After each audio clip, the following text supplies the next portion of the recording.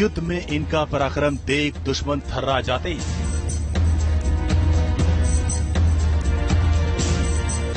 जंगलों में इनका एक्शन देख तस्कर घबरा जाते हैं। जंग के मैदान में ये शूरवीर हैं, आपदा में लोगों के लिए देवदूत हो।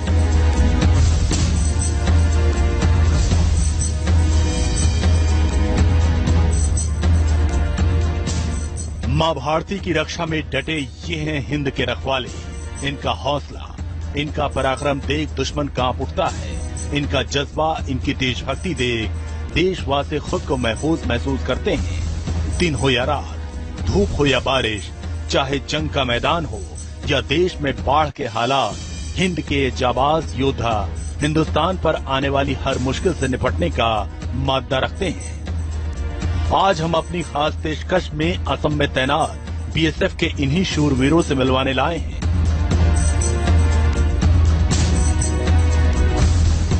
पुलवामा अटैक के बाद से सेना की सुरक्षा पर काफी ध्यान दिया जा रहा है, इसलिए बॉर्डर वाले इलाकों में सेना को ड्रोन मुहैया कराए गए हैं, जो 24 घंटे तक आसमान की आंख बंद कर एयर सर्विलांस कर सकते हैं। इस ड्रोन में सभी दिशाओं में घूमने वाला कैमरा, जिसमें motion sensor, hit seeking device जैसे अत्याधुनिक उपकरण भी लगे हैं। ब्रह्मपुत्रा का ये क्षेत्र इसलिए महत्वपूर्ण है क्योंकि लगभग 6 से लेकर 10 किलोमीटर का फैलाव है ब्रह्मपुत्रा का, जिसमें कई द्वीप हैं और इन द्वीप के जरिए कई बार तस्करी की जाती है। और देखिए, जैसे हमने आपको बताया था कि ये तार से जुड़ा हुआ है, एक बार नीचे दिखाइए किस तरीके से जो तार है, इस तार के जरिए इसे काफी ऊपर, कई मीटर, सैकड़ों फुट की ऊंचाई पर पहुंचाया जा सकता है और बिजली की सप्लाई इस तार के जरिए ही होती है।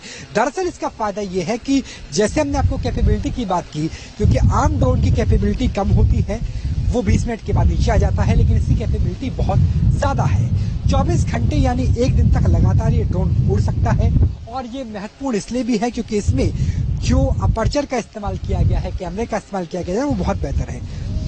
मिडिल कैटेगरी वेट में होने के कारण जो तेज हवाएं हैं, क्योंकि ब्रह्मपुत्रा का ये क्षेत्र है और यहाँ पे बहुत तेज हवाएं चलती है, और आम ड्रोन जो आपने शादियों में देखा होगा, वो थोड़ी सी देर उड़ने के बाद अगर तेज हवा का झोंका आ गया तो वो गायब हो सकता है, वो गिर सकता है। लेकिन ऐसी स्थिति ना हो, इसके लिए यहाँ पर देखिए कि एक छोटा आपको जो रेडार टाइप का नजर आएगा, ये कमांड सेंटर है जिससे इसे कंट्रोल किया जाता है। और साथ में ये मशीन जिसके जरिए ड्रोन ऑपरेटर लगातार इसे कंट्रोल कर रहे हैं। और एयर सर्विलांस खास तौर पे सप्ताह के 2 दिन बीएसएफ के लिए महत्वपूर्ण हो जाते हैं, क्योंकि 2 दिन ऐसे ही हैं जो डेल्टा का एरिया है, जो द्वीप का एरिया है, वहां पर लोगों को सामान लाने और ले जाने की अनुमति होती है। वो जा सकते हैं, सामान लेकर आ सकते हैं। और ऐसे में यहाँ पर जो आपको दूर तक ब्रह्मपुत्रा नजर आएगी, कई नाव, 20, 30, 40 नाव एक साथ हो सकती है। वो ऐसा ना हो कि पानी में कोई चीज छोड़ दे। अगर पानी में कोई चीज छोड़ दी गई तो वो जल धारा के साथ, यानी धारा का जो प्रवाह है वो बांग्लादेश की तरफ है। ऐसे में जो भी चीज तस्करी के लिए होगी और जो चीज तैर सकती है, या उसमें बैम्बू का इस्तेमाल किया जाए और बैम्बू के जरिए उसे तैरा दिया जाए, तो अपने आप वो बांग्लादेश तस्करी के जरिए पहुंच सकती है। ऐसे में ये ड्रोन बेहद महत्वपूर्ण हो जाता है और ऐसी उच्च टेक्नोलॉजी है, क्योंकि हमने आपको बताया ये सामान्य ड्रोन नहीं है। इसके कैमरे की क्वालिटी देखिए, इसे मैं चाहूंगा कि एक बार 360 डिग्री रोटेट करके दिखाइए कि कितनी दूर तक का यहाँ पे नजर आता है। और जो द्वीप बन जाते हैं कई कई किलोमीटर के विस्तार के, उन द्वीपों पर नजर रखी जा सकती है। और ये राउंड द क्लॉक, जी हाँ, 24 घंटे हमने इसकी कैपेसिटी बताई, राउंड द क्लॉक काम कर सकता है। तो ये आप ये देखिए कि ये एक ऐसी ऑब्जर्वेशन पोस्ट है जो जमीन पे नहीं है, हवा में है, जिसे रिमोटली ऑपरेट किया जा सकता है। ये अत्याधुनिक ओपी है, इसके जरिए इस पूरे के पूरे क्षेत्र पर नजर रखी जा सकती है। अभी तक आपने बीएसएफ के जवानों को दुर्गम सीमाओं की पहरेदारी करते हुए देखा। अब एक बार बॉर्डर के करीब बॉर्डर आउटपोस्ट को भी देख लीजिए। यहाँ साल के कई महीने बाढ़ की स्थिति रहती है। यही वजह है कि जवानों के रहने के लिए सुरक्षित और साजो सामान से लैस पोस्ट टेंट तैयार किए गए हैं, जिसमें बाढ़ की स्थिति में जवानों को बिजली पानी की समस्या से दो चार नहीं होना पड़ता। इस वक्त हम बांग्लादेश बॉर्डर के पास, इंटरनेशनल बॉर्डर के पास मौजूद हैं और एक बीएसएफ की आउटपोस्ट पर, इसे बीओपी कहती है, बॉर्डर आउटपोस्ट। यहां क्यों लेकर आए हैं? क्योंकि बीओपी में तो सैनिक आमतौर पर विश्राम करने के लिए जाते हैं। वजह यह है कि आपको उन हालातों के दर्शन कराएं जिन हालातों से बीएसएफ को, सीमा प्रहरियों को रोज दो चार होना पड़ता है, खासतौर पर मॉनसून के सीजन में। हमने उष्णकटिबंधीय वर्षावन दिखाए थे आपको त्रिपुरा में, मेघालय में। यहां देखिए क्या लिखा हुआ है, फ्लड वाटर लेवल, यानी यहां तक बाढ़ का पानी आ जाता है तकरीबन 2 से लेकर 2.5 फुट। और उस वक्त क्या स्थिति होती है बीओपी की, बॉर्डर आउटपोस्ट की, वो भी आप देख लीजिए, क्योंकि यहां भी प्रकृति उतनी ही बड़ी समस्या है। भले अभी पानी नीचे है, लेकिन असम में कब बाढ़ आ जाए, अभी भी आसमान में बादल है, लगातार बिजली कड़क रही है और ये स्थिति कभी भी बदल सकती है, कभी भी यहाँ पे पानी आ सकता है। क्योंकि यहां से 500 मीटर है बांग्लादेश बॉर्डर, 100 मीटर है ब्रह्मपुत्रा नदी। ऐसे में कैसे रहेंगे? ये देखिए, ये लेवल है तकरीबन 2.5 फीट के आसपास का, 3 फीट के आसपास का। और यहां से जो जवान बैरक, यहां देखिए, यहां पे लिखा हुआ जवान बैरक, जवान यहां पर रुकते हैं बीओपी में। और यहां से अगर उन्हें वॉशरूम, टॉयलेट का यूज करना है तो उन्हें तैर के ही जाना पड़ेगा, दूसरा कोई माध्यम नहीं है। ऐसे में एक टेम्परेरी अरेंजमेंट किया है। और जैसे हमने आपको मेघालय में बताया था कि प्रकृति को आप कैसे साधेंगे, आत्मसात करेंगे, उससे फर्क पड़ता है। बैम्बू की बात करें, बांस की बात करें, 7 सिस्टर 7 राज्यों में बहुत ज्यादा है, देश भर का 60%। इसी वजह से बांस की मदद से एक ऐसा टेरेन बनाया गया है, ऐसे टेम्परेरी अरेंजमेंट बनाया गया है जो वॉशरूम तक जाता है, आसपास के पूरे नेटवर्क में जाता है। और ये नेटवर्क बीएसएफ के जवानों ने खुद तैयार किया है। ये बीओपी कंपोजिट या नॉर्मल बीओपी का पार्ट नहीं था, ये अपने आप तैयार किया गया है। क्योंकि यहां से अगर किसी जवान को बारिश के बाद, बाढ़ के बाद टॉयलेट यूज करने के लिए जाना है, छोटी सी चीज है, लेकिन सोचिए कि अगर आप अपना नित्य कार्य नहीं कर पाएंगे तो क्या स्थिति होगी। और क्या नित्य कार्य करके तैर के जाएंगे, और वो स्थिति आप देखिए, इस स्थिति में रहते हैं भारत के सीमा प्रहरी। और ऐसा नहीं है सरकार की तरफ से काम नहीं हुआ, यहाँ पे लाइटनिंग टावर लगाया गया है और वो इस लिहाज से लगाया गया है भारत सरकार की तरफ से कि अगर यहां पर आकाशीय बिजली गिरती है तो उसे ये सोख सके और बीओपी पे जवान सुरक्षित रह सके। तो सोचिए, यहां पर जब सरकार की तरफ से इस तरह के अरेंजमेंट किए गए हैं तो सोचिए यहां पर, यहां का भूगोल दरअसल होगा कैसे। यहां पर बादल गरजते हैं, यहां पर बारिश होती है, यहां पर आकाशीय बिजली गिरती है और बिजली गिरने पर जवानों की जान ना जाए, उसका इंतजाम किया गया है। ब्रह्मपुत्र के द्वीप पर पड़ने वाले सभी गांव के निवासियों को हफ्ते में 2 दिन दिए गए हैं, जब वो स्थानीय मुख्य भूमि के बाजार जाकर नाव के जरिए अपनी जरूरत का सारा सामान खरीद कर ला सकते हैं। यहाँ पर नशीली वस्तुओं की तस्करी बहुत आम बात है। ऐसे में तस्कर पर लगाम लगाने के लिए बीएसएफ के जवान क्या करते हैं, वो भी जान लीजिए। और यहाँ पे महिला जवान नजर आएंगे, सीमा भवानी इसलिए क्योंकि जो फ्रिक्सिंग की जाएगी, चाहे वो बॉडी की तलाशी हो, चाहे सामान की तलाशी हो, महिलाओं की भी होगी। ऐसे में फ्रिक्सिंग करने के लिए महिला जवान भी यहाँ पे तैनात है। और जो आपको पीछे टीन शेल्टर नजर आएगा, ये टीन शेल्टर है, यहाँ पर महिलाओं की फिजिकल वेरिफिकेशन, फिजिकल चेकिंग की जाती है, पुरुषों की ओपन में की जाती है और इसके बाद ही अंदर जाने की अनुमति मिलती है। तो कुछ इस तरीके से यहाँ पर स्थिति नजर आती है। और यहाँ पे आप देखिए कि बड़ी संख्या में लोग हैं जो अलग अलग जगह पर मौजूद हैं, जो यहाँ पहुंच रहे हैं। कई बार समय भी लग जाता है। और चेकिंग कैसे होती है, एक बार जयराम जी ये भी दिखाइए कि चेकिंग किस तरीके से होती है। ये डायरी मेंटेन की हुई है और उस डायरी मेंटेन करने के साथ ये पूछा जाता है कि क्या क्या सामान है। ये देखिए कि ये बीएसएफ के जवान अधिकारी, उनके पास पूरी लिस्ट है कि कौन कौन सा सामान है और वो चेक कर रहे हैं कि आपको परमिशन थी, आपके परिवार के लिहाज से आप इतने किलो चावल ला सकते हैं, इतने किलो आलू ला सकते हैं, उससे ज्यादा तो नहीं है। उस पर टिक किया जाता है और उसके बाद ही अंदर जाने की अनुमति है। तो आप देख सकते हैं कि किस तरीके से सीमाओं और सीमाओं के आसपास के इलाके की सुरक्षा को सुनिश्चित किया जाता है। कुछ लोग भी हमारे साथ बात करने के लिए। कितना समय लगता है हाट से यहाँ पहुंचने में, क्योंकि वहां बाजार है, यहाँ पर बाजार नहीं है? देखिए, हमारे यहाँ पर हाँ जी बताइए। हाँ, हमारे यहाँ से धुबरी जाने में 2 से 2.5 घंटा लगते हैं और बहुत मुश्किल से जाना पड़ता है। तो क्या क्या सामान अमूमन आप धुबरी से लेकर आते हैं? सब ग्रोसरी, कपड़ा और सारे सब्जियाँ।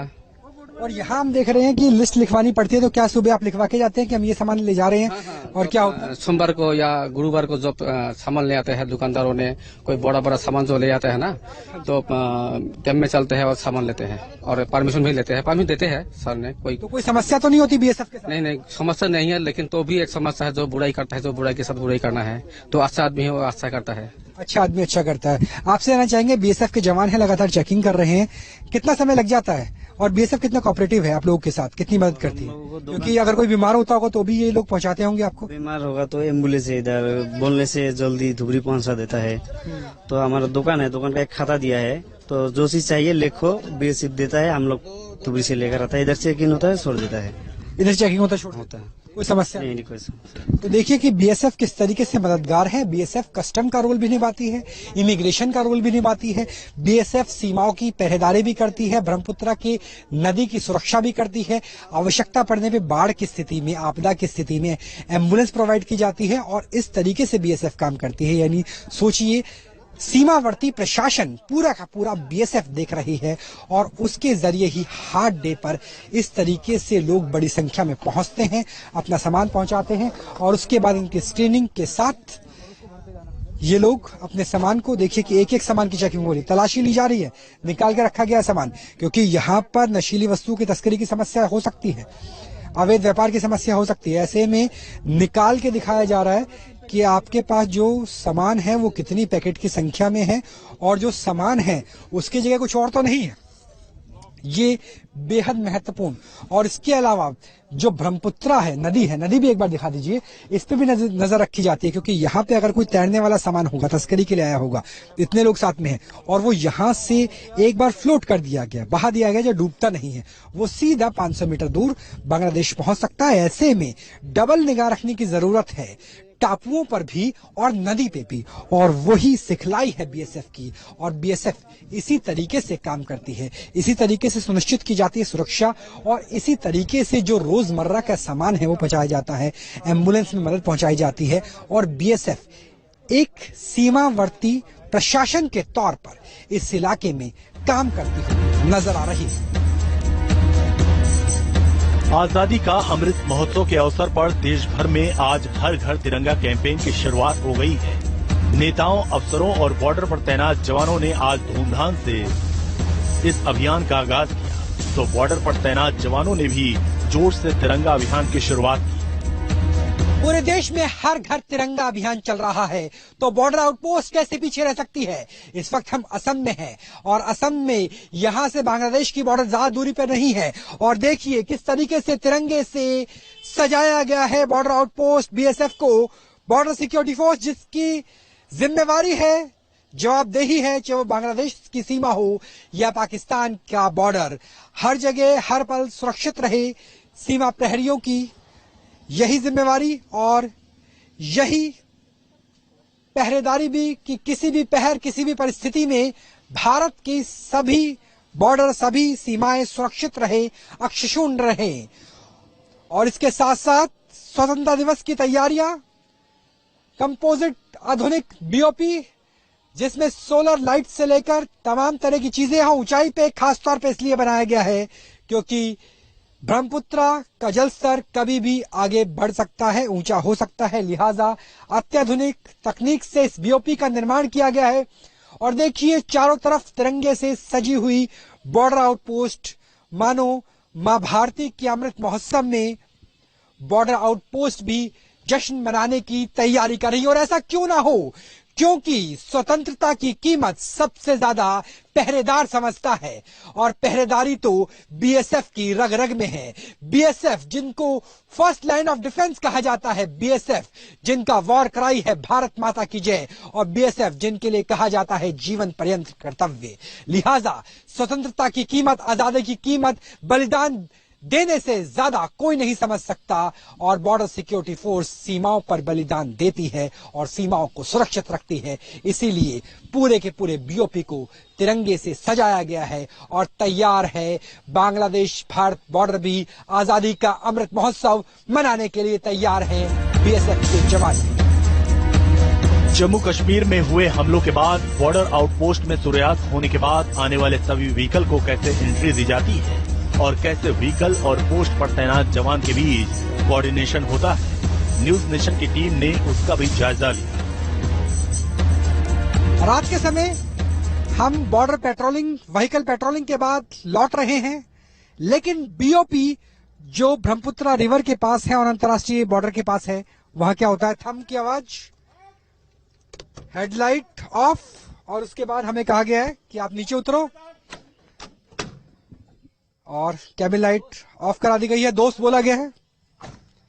और अब हमें भी इसी तरीके से बिल्कुल एसओपी की तरह करना होगा।